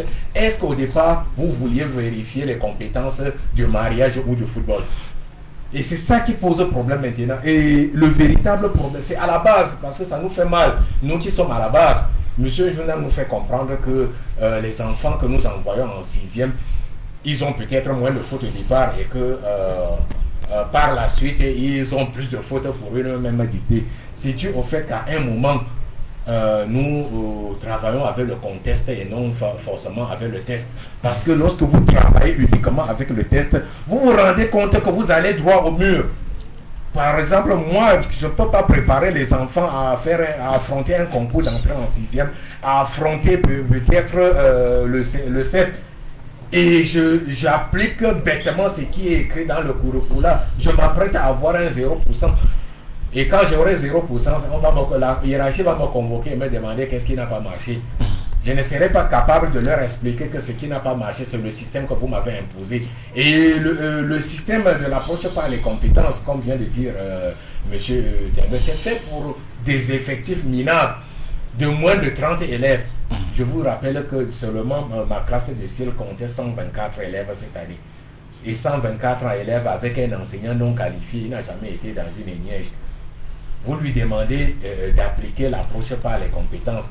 Je pense que c'est tout simplement, c'est de l'assassinat. Je pense que du regard du politicien, je me dis que l'État a constaté que plus on a des têtes bien faites, plus on devient nuisible. Par conséquent, il faut construire des têtes pleines et moins faites pour être tranquille. Regardez dans nos lycées. Je me mets vraiment à cette façon de penser. Vous comprenez que les compétences... C'est avec Mario du parti qui parle. Non, c'est beaucoup de critères qui sont évalués. Oui. La compétence, disons qu'on évalue même 3-4 critères. Si on évalue la pertinence de la production, on évalue la maîtrise même des connaissances, ou bien la cohérence de la production, ne serait-ce que les 3 critères-ci permettent d'apprécier l'enfant. Et les enseignants veulent toujours qu'on évalue l'enseignant. C'est un problème, pas de l'apprenant, mais vous voyez que c'est un problème de l'enseignant. L'enseignant qui a fait un système voudrait toujours continuer à enseigner ce système. Il faudrait aussi qu'on reforme, donc il faut que les enseignants soient toujours à l'école chaque jour pour comprendre quelles sont les contraintes pédagogiques d'aujourd'hui. Nous voulons former quel type de citoyen? Je l'ai dit tout à l'heure, nous voulons former le citoyen apte à mobiliser son savoir, son savoir-faire, son savoir-être pour résoudre un problème réel de la vie. Donc ce n'est pas dire que l'enfant qui a le bac n'arrive pas à conjuguer le verbe quoi. Non, ce n'est pas ça. Vous pensez que c'est normal? Qu'est-ce qu'il y a normal? Il n'a pas eu son bac pour aller. Il n'a pas eu son bac pour aller donner une présentation. Son cours de langue française, il a les compétences en langue française, il n'a pas maîtrisé. Peut-être qu'il n'a pas acquis cette compétence et le bac n'a pas été fait seulement sur la base de cette compétence. Tu devrais faire le concours de l'ENAM. L'ENAM n'est pas fait pour une compétence, c'est pas une seule épreuve. Ne l'appréciez pas sur une seule épreuve. Mais toi, tu as eu peut-être 0 en mathématiques. On va pas dire qu'il a eu le bac avec 0 en mathématiques, donc il n'a pas de valeur en bac. Non, ce n'est pas ça la vie. La vie, c'est un ensemble de... Et il faut apprécier un élève sur un ensemble de compétences. Il peut être ici en cours d'acquisition, là-bas, il peut acquérir, là-bas, il peut être expert, et c'est par rapport à cet ensemble d'acquisition qui va s'orienter. Le système camerounais a toujours été un système peu professionnel. Je crois que c'est ça le problème. Il faut d'abord former les enseignants et professionnaliser nos formations. Tu dis par exemple qu'après le bac, tu peux faire quoi? Tu as eu quelle formation professionnelle après le bac? Prenez un pays comme la Turquie. Mais quand on finit le cursus scolaire, on est déjà ingénieur. Donc on ne dit pas bac bac littéraire, non. On dit bac scientifique. On dit bac en tel domaine. BP c'est en tel domaine. Donc tu es déjà atteint, déjà produit sur le marché. Est-ce que nous devions plutôt orienter, nos établissements sont prêts à avoir des enfants compétents? Par exemple, vous avez... On est au 30e siècle, on ne le sera pas prêt. On le sera prêt après combien d'années? L'élève n'est même pas passé au laboratoire une seule fois pour essayer de disséquer. C'est quand on va acquérir, c'est donc on va acquérir le laboratoire, donc on va commencer à former ceux qui vont utiliser ce laboratoire. Non, je pense qu'il ne faut pas... Vous souffrez qu'il il ne faut pas vraiment croire, il ne faut pas toujours croire qu'on va... D'un coup de balle, il faut toujours acquérir tout ceci avant de... Non, je crois qu'il faut commencer quelque chose pour que nous puissions vivre dans l'avenir. Alors, Amadou Djoundom, je vous relance. Oui. Alors, selon M. Tengbat, il pense que ne voyez-vous pas qu'il faut avoir quand même minimum après un diplôme? Il faut quand même minimum de préacquis. Je prends par exemple quelqu'un qui a un bac D. Quelles sont les compétences qu'il doit avoir? Il doit, avec son bac D, essayer dans un laboratoire certaines combinaisons chimiques. Dans nos lycées, on n'a pas de laboratoire. Il doit disséquer peut-être même les souris, les chauves-souris. On n'a pas de laboratoire, il n'y a pas de matériel. Et pourtant, ce sont les compétences qu'on voudrait qu'il ait au sortir de son cursus. Mais en fin de compte, il n'a pas. Parce que nos établissements ne sont pas préparés à appliquer l'approche par les compétences. Si on voudrait que l'enfant qui a un bac D ou bien un bac C, souvent on a nos ateliers d'informatique dans nos lycées et collèges inexistants. On a 2 machines, un enfant qui sort de là sans avoir appliqué, puisqu'on veut les compétences. Monsieur Judas, ne prenez pas toujours les exemples négatifs. Prenez les exemples positifs de ce système qui a produit des excellents. Je crois qu'au niveau international, les Camerounais, quand ils se présentent dans un concours, ils sont toujours les plus méritants. Et c'est parce que notre système est vraiment un système qui forme vraiment les Camerounais. Je crois. N'est-ce pas, au niveau même des statistiques, un nombre de docteurs, un nombre de professeurs en Afrique, un nombre de trucs que dans plusieurs domaines, les Camerounais prennent le devant à cause de notre système qui les a Non, je dis aujourd'hui, je ne dis pas qu'ils étaient hier. Si quelqu'un a un doctorat, ne peut pas s'auto-employer, c'est que notre système éducatif a échoué. Il parlait de professionnalisation des enseignements. Et ça fait au moins depuis 15 ans qu'on parle de professionnalisation des enseignements, et pourtant on voit toujours les produits de ce système éducatif qui sont incapables de s'auto-employer. Regardez par exemple au Nigeria d'à côté, puisque tout à l'heure le docteur Tengbat parlait des pays, il a parlé de la Turquie. Oui, non, j'ajoute un mot. Prenez notre système, ce sont des gens formés par les Nièges. Mais quand un gars sort de les Nièges, je crois que c'est un enseignant de la sous-région d'Afrique.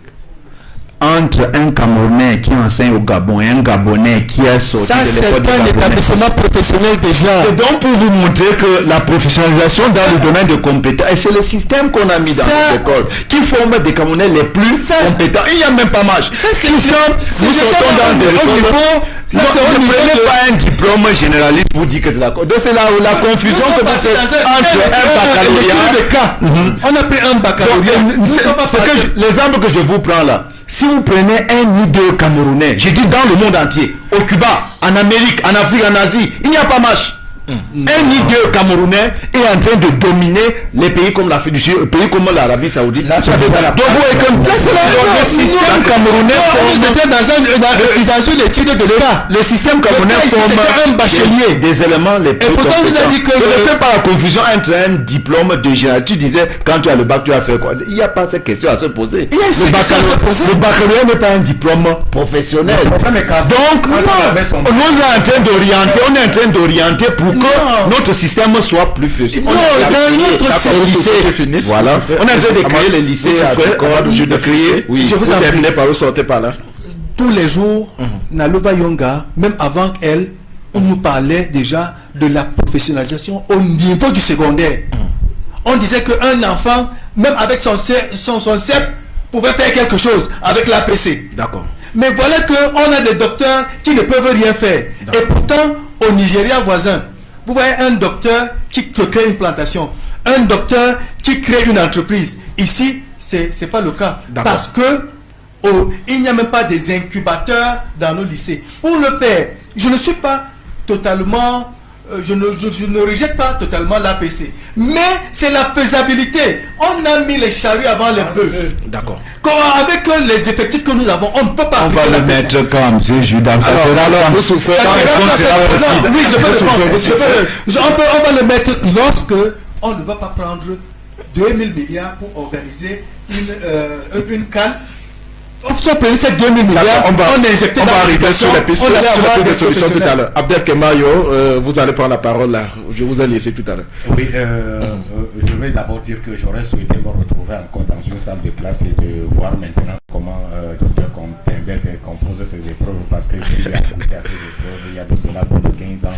Et je peux vous avouer que quand tu avais tes 8 ou tes 9 avec ces épreuves, tu Oui. es sûr qu'au bac tu vas valider avec Tout à fait. le note, parce que c'était pas du chocolat. Mais j'aurais souhaité voir ces épreuves aujourd'hui avec la méthode des compétences.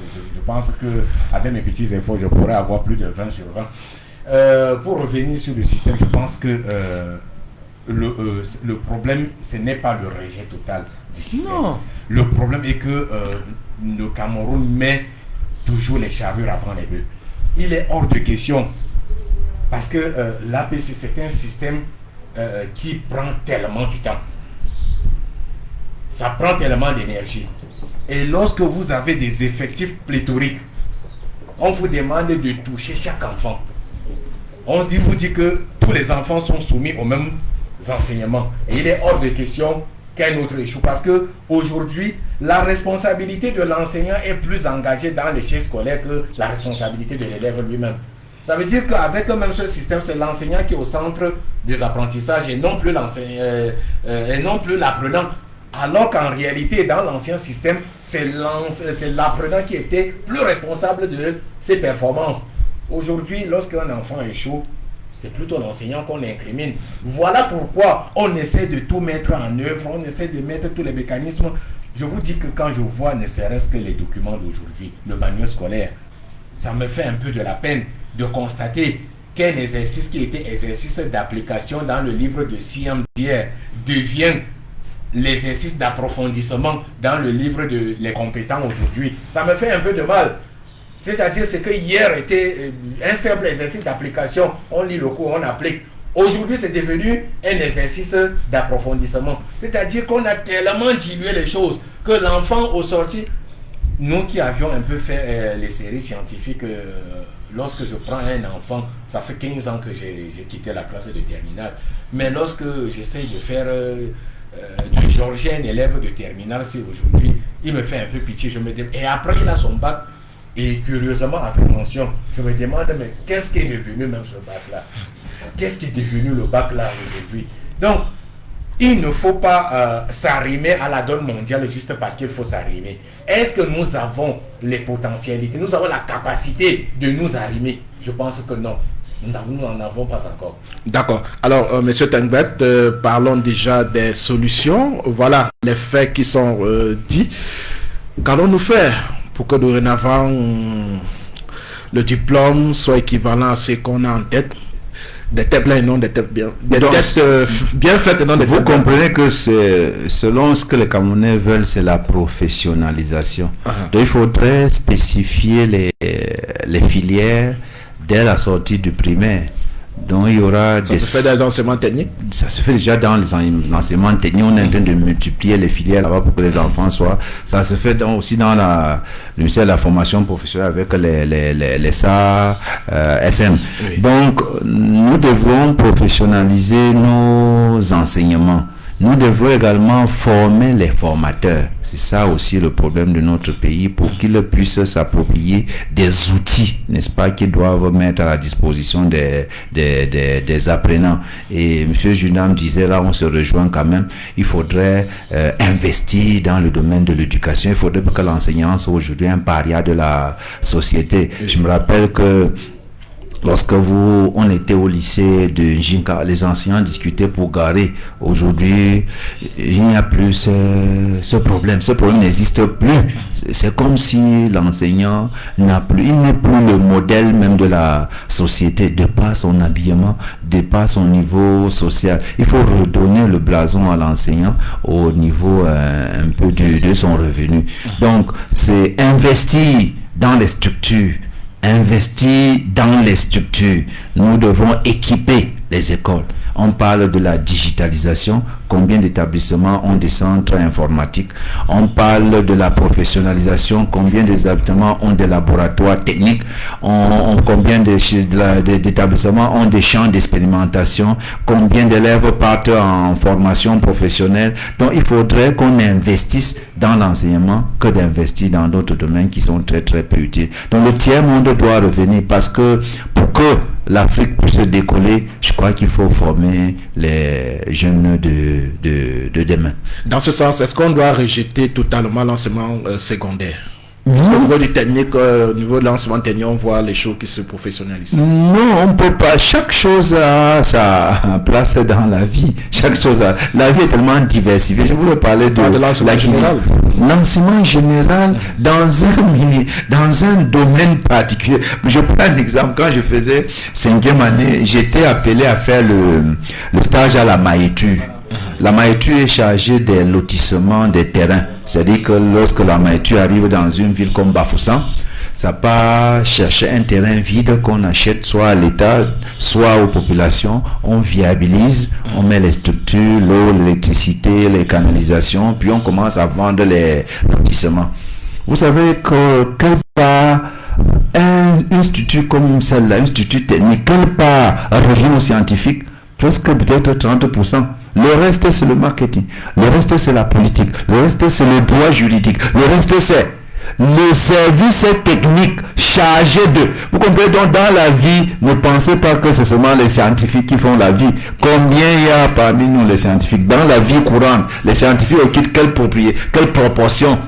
Donc, chaque domaine, chaque milieu, chaque étude a ses réalités et son approche, ou bien sa cote part à donner à la vie. On ne doit pas négliger un domaine. Cela veut dire qu'on ne doit pas négliger une compétence chez un enfant. C'est pas parce qu'un enfant a eu un bac A qui ne sera pas dans le domaine de la médecine ou bien dans le domaine spatial. D'accord. Amadou Jundam, vous de l'Union démocratique du Cameroun, vous disiez tout à l'heure là qu'il faut revoir le système éducatif au Cameroun. Qu'est-ce que préconisez au niveau de l'UDC? Ce serait difficile de le dire ici, mais dans le cas spécifique, le système éducatif a plusieurs problèmes. Dans le cas spécifique ici, nous allons parler des méthodes. Il faut revoir les méthodes. Et même si on doit utiliser l'APC, il faut revoir la faisabilité. Parce qu'avec l'APC, il faut d'abord, réduire les programmes. Nos programmes sont très surchargés. Les programmes, que ce soit au niveau du primaire, au niveau du secondaire, on a un programme touffu. Et ce programme-là même ne sied même pas à notre environnement. à notre culture, à notre façon de faire. Vous vous souvenez qu'il y a une fois là, on avait insidieusement essayé de mettre l'homosexualité dans un document. Donc il faut revoir nos programmes. Et des programmes qui vont aller, qui seront en congruence avec l'approche qu'on a choisie. Parce que l'approche par les compétences, il faut le penser et réduire les effectifs dans les salles de classe. Même avec un bac A, si on a un bon incubateur dans les lycées, au sorti du secondaire, de l'enseignement général, on peut avoir un métier. Si on veut vraiment professionnaliser, on peut prendre maintenant les 3 000 milliards qu'on a engloutis lors de la CAN et puis le déverser dans notre système éducatif. Vous allez voir, le Cameroun va faire des merveilles. Il faut financer notre système éducatif. Notre système, regardez que même les établissements sont construits par les parents. Je n'ai plus vu un établissement où l'État a construit depuis... On ne va pas prendre tous les 3 000 milliards investis dans l'éducation et oublier le sport. Chaque domaine a sa... Et qu'est-ce que le sport nous a rapporté? Qu'est-ce que le sport nous a investissons plus dans l'émotivité que l'objectivité. Comme l'objectivité. Je ne sais pas pourquoi on doit... Mais avez-vous déjà entendu qu'on a donné une prime ne serait-ce que d'1 million à un enseignant qui a produit de très bons résultats, mais parce que quelqu'un court derrière un ballon pendant 90 minutes, on lui donne des soixantaines de milliards. Je pense qu'on n'est pas en train là de réclamer vos droits en tant qu'enseignant. Mais ça a une incidence sur les produits que nous avons. Vous pensez honnêtement qu'une personne, prenons le cas d'un enseignant de l'école primaire qui est en classe avec ses élèves de 7h30 à 14h30. Il n'a pas de repos 5 fois par semaine. Et lorsqu'il produit des bons résultats, ça passe inaperçu. Une personne entre dans l'ère de jeu et court pendant 90 minutes. C'est-à-dire, il fait c'est d'abord pour sa santé, il court pour sa santé et après on lui donne, vous entendez qu'on lui a donné 60 millions. Alors je vais vous conter une anecdote puisque vous avez décidé qu'on y en parle. Dernièrement, je le disais, mais pourquoi de nos jours, aucun enfant ne doit vous dire, je rêve d'être enseignant, parce que l'ensemble, au niveau de l'accoutrement, on ne voit rien. On a envie les hommes d'affaires, on a envie les footballeurs, on a envie les stars, et ainsi de suite. Vous faites bien de le souligner. Trop peu d'enfants, trop peu d'élèves, vous-même vous racontez une anecdote. J'étais en train de causer avec mes enfants. Et ma fille disait qu'elle souhaiterait être infirmière. Il y a le garçon, le petit dit non, moi je souhaite être enseignant comme papa. Et l'aîné de dire, tu souhaites aussi être enseignant, tu ne crois pas que les enseignants souffrent, on va t'affecter le doigt en maths là-bas. Donc, vous voyez l'idée que les enfants, l'idée que la jeunesse a de l'enseignement.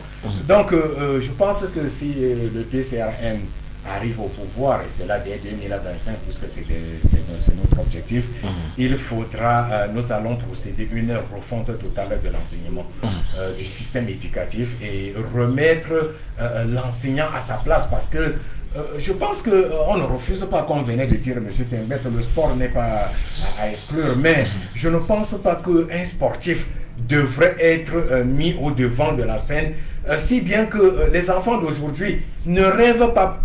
D'ailleurs, l'enfant vous dit carrément que tout ce que tu me racontes là, ça ne sert à rien. Je veux être... Regardez ce que... Samuel Eto'o, il est influent, il est capable d'ouvrir n'importe quelle porte dans ce pays parce qu'il a été sportif.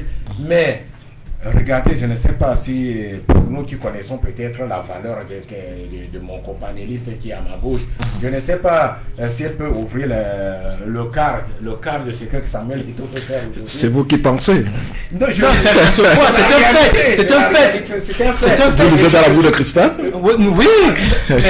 Et lorsque vous voyez un footballeur, un sportif, qui est même incapable, comme vous le dites si bien, de bien s'exprimer, qui ne peut même pas écrire, mais lorsque vous voyez ce qu'il est capable de faire, ça fait quand même pitié. Vous dites qu'il faut une refonte totale du système éducatif dans ce pays. Nous ne disons pas qu'il faut complètement mettre de côté l'approche par les compétences, mais nous pensons qu'il faut se donner les moyens d'appliquer l'approche par les compétences. Et pour l'instant, notre pays n'est pas capable d'appliquer l'approche par les compétences. Lorsque nous résolvons un problème à gauche, nous en créons un autre. Il est bien vrai, l'État a multiplié des établissements, l'État a multiplié des écoles, mais l'État n'a pas pensé à multiplier aussi les enseignants. Plus on a multiplié les écoles, ça résout quelque part le problème des effectifs, mais on n'a pas aussi multiplié les enseignants. Il y a des écoles, à l'école primaire, il y a des écoles qui n'ont même pas un seul enseignant qui émarge au budget de l'État. Vous demandez à quelqu'un qui sort du quartier de faire un travail, et comme disait monsieur Jundam, il faudrait revoir les programmes scolaires. Il y a des choses qui ne valent vraiment pas la peine dans les programmes scolaires. Vous pouvez mettre de côté et que ça ne dérange. D'accord, chers téléspectateurs, nous allons prendre un verre d'eau, le temps pour nous de revenir pour aborder la dernière ligne droite de cette autre émission.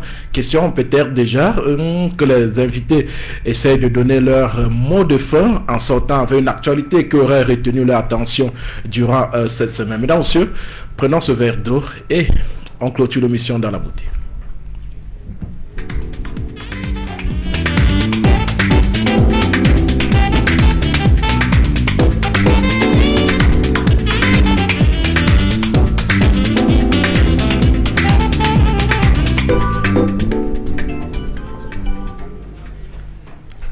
Merci infiniment, chers téléspectateurs. Nous allons sortir là avec ces deux thématiques. C'était tellement intéressant. Mais avant, nous voudrions que chaque invité essaye de donner son mot de fin par rapport aux deux thématiques qui ont retenu notre attention ce matin. Peut-être en sortant avec une actualité qui sûrement sied de nos jours avec ce qui se passe partout d'ici et d'ailleurs.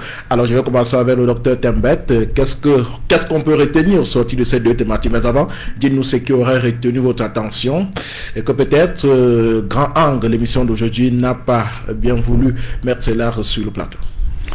Non, n'allons pas, comme a dit M. Judas, au sujet. Je voulais seulement revenir sur la crise de valeur. N'est-ce pas? Il ne faudrait pas qu'on juge la vie comme l'homme de la rue qui pense que c'est la valeur de l'argent qui fait quelqu'un dans la vie. Il y a beaucoup d'autres valeurs intrinsèques et même extrinsèques qui font d'un individu ce que la société a besoin de lui. J'ai toujours pris l'exemple simple. Dans nos familles, l'enseignant n'est pas le plus riche, mais parfois c'est lui qu'on attend pour commencer une réunion. Malgré que toutes les structures, l'argent, la nourriture, la maison, tout a été mis sur place, c'est lui qui va venir définir le programme et orienter la réunion. Vous dites bien parfois, pas toujours. Généralement, c'est-à-dire si la vie n'est pas faite de 100%, généralement, je peux dire même 90%. 90%. Donc généralement, c'est lui qu'on attend pour qu'il oriente, mais il n'est pas président. Parfois, le président, c'est celui qui n'a même pas le CEP. Le président, c'est celui qui n'a pas été à l'école, mais il a les moyens, mais on attend ce secrétaire-là qui a été lettré. Donc, chacun a toujours sa valeur dans la société. Il arrive à ouvrir des portes que l'autre ne peut pas peut-être ouvrir, ou bien il arrive à présenter des compétences que l'autre ne peut pas développer. Donc, c'est ça la vie. Et je finissais par la responsabilité de chaque Camerounais. Le Cameroun n'appartient pas à d'autres personnes. Ça appartient aux enfants de ce pays. Si je dis pour le Cameroun, c'est pas que nous sommes tribalistes, c'est la réalité. Le pays Bamoun appartient également à ceux qui y vivent. Donc chaque territoire appartient à la population qui est dans cette région, qui occupe ce milieu-là. Et ça revient à cette population d'améliorer leur milieu, de faire à ce que ce milieu soit quelque chose. Ce milieu attire les touristes. Ce milieu crée la richesse. Ce milieu fasse émerger, n'est-ce pas, des élites et des gens, n'est-ce pas, forts. Lorsque vous voyez les émissions, j'ai une petite chaîne, une chaîne chinoise francophone, qui me montre les réalités de la Chine. Comment en 10 ans, en 5 ans, un village chinois arrive à changer. Je me demande si un jour, le Congo, le Gabon, le Cameroun, notre monde natal, va-t-il changer? Est-ce que les routes pour aller dans les villages lointains ont-ils changé depuis 60 ans? Qu'est-ce que nous attendons? Donc c'est nous qui allons agir. Et nous allons agir, comme disent souvent les environnementalistes, localement, pour que globalement tout soit amélioré. Alors, je rappelle, docteur Tembet Zattari, que vous êtes environnementaliste, vous êtes membre de la société civile, vous êtes enseignant. Merci de nous avoir honoré de votre présence sur ce plateau. Vous n'allez pas sortir sans dire un bonjour particulier à quelques personnes qui vous sont chères. Bonjour à toute la communauté de Manchirom Chefeli, c'est ma famille natale. Bonjour à mes frères de Nkuranga. Bonjour à mes collègues et enseignants du CS de Manki, du lycée de Mayap, de tous les établissements de l'arrondissement de Jumon. Bonjour à tous les membres de mes belles familles de Nkunga, de Nkouti, de Foyet. Alors, je pense bien que le CS de Manki a donné avec le BPC. On prendra le jus. Nous sommes premiers pour l'arrondissement de Jumon avec 75%. Voilà, on prend le jus tout à l'heure. Sans problème. Si le jus revient à l'enseignant, je crois qu'il est prêt à donner, ou bien ça revient aussi à enseigner aux parents, à presque toute la communauté éducative qui a... Le chef d'établissement, et c'est votre fierté quand même, il faut le dire. Bien sûr, c'est la fierté de toute une communauté. Le pourcentage, c'est le chef d'établissement d'abord. La fierté de toute une communauté. La communauté inclut tout le monde. Ça inclut les hommes d'affaires, ça inclut le chef de village, ça inclut les parents, les mamans, tout le monde. En tout cas, je prends mon jus tout à l'heure. Merci infiniment Abdel Kemayou. Merci de nous avoir honoré de votre présence. Vous êtes là pour le compte du Parti camerounais pour la réconciliation nationale. Quel sera votre mot de fin par rapport aux deux thématiques abordées ce matin? Oui, il faut dire que d'abord, puisque vous me permettez de dire un mot sur ce qui fait l'actualité. Allez-y, rapidement. J'ai suivi avec beaucoup d'attention le dernier voyage du chairman John Fundi, l'ancien président, jusqu'à présent président national du Social Democrat Front. Et ce qui m'a beaucoup intrigué, c'est la façon dont les obsèques de John Fundi ont été organisées. Il est bien vrai que nous sommes dans une partie du Cameroun qui est en proie à l'insécurité, mais comparativement aux obsèques d'un certain humoriste il y a quelques semaines auparavant, j'étais tellement peiné, je me suis demandé qui sont vraiment nos héros dans ce pays. Si nous pouvons descendre si bas, est-ce que la société dans laquelle je vis s'est émiettée jusqu'à ce niveau où celui qui, je m'incline devant sa mémoire parce que c'était un homme, mais qui pour moi n'avait pas une valeur pour la société, a été glorifié avec la présence de 3 ministres de la République, et qu'aujourd'hui quelqu'un comme John Fundi, l'homme qui a failli être président de ce pays, n'eût été, n'entrons pas dans les détails, et ces obsèques se passent de façon inaperçue. Ça m'a vraiment fait mal. Pour revenir sur les deux thématiques, je pense que, comme je l'ai dit tantôt, l'État est au centre. L'État a un rôle régalien dans toutes choses, que ce soit par rapport aux constructions anarchiques qui créent des catastrophes, que ce soit par rapport à l'éducation.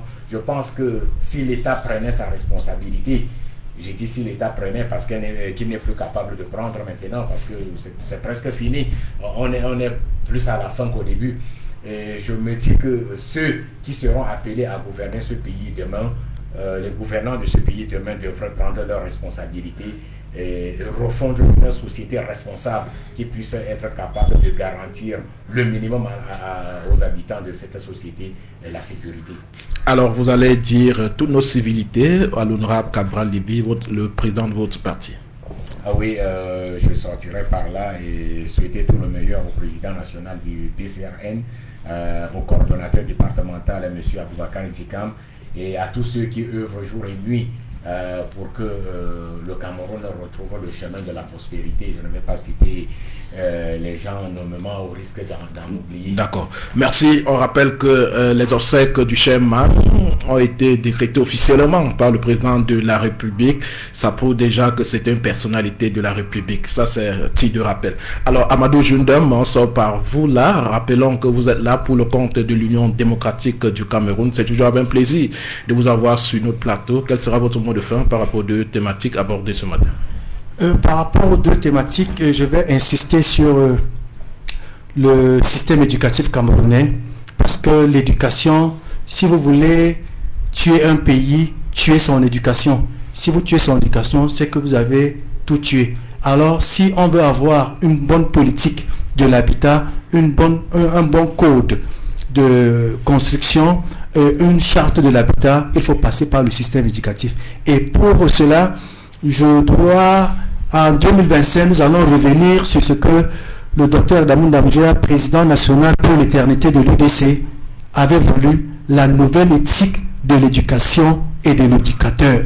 Si on revient à ce concept, on va valoriser l'éducation et vous allez voir que l'émergence que nous souhaitons pour notre pays à l'horizon 2035, ça passe par l'éducation. Il faut revenir à l'éducation, à la nouvelle éthique de l'éducation et de l'éducateur, et surtout avoir une pédagogie de la créativité, ne pas naviguer à vue, ne pas voir ce qui s'est passé en France pour venir l'appliquer au Cameroun sans avoir les éléments d'application, d'implémentation.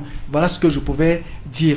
Et pour un thème, il y a le SAGO qui vient de se passer, et le thème c'était développer les infrastructures pour une transformation structurelle de notre économie.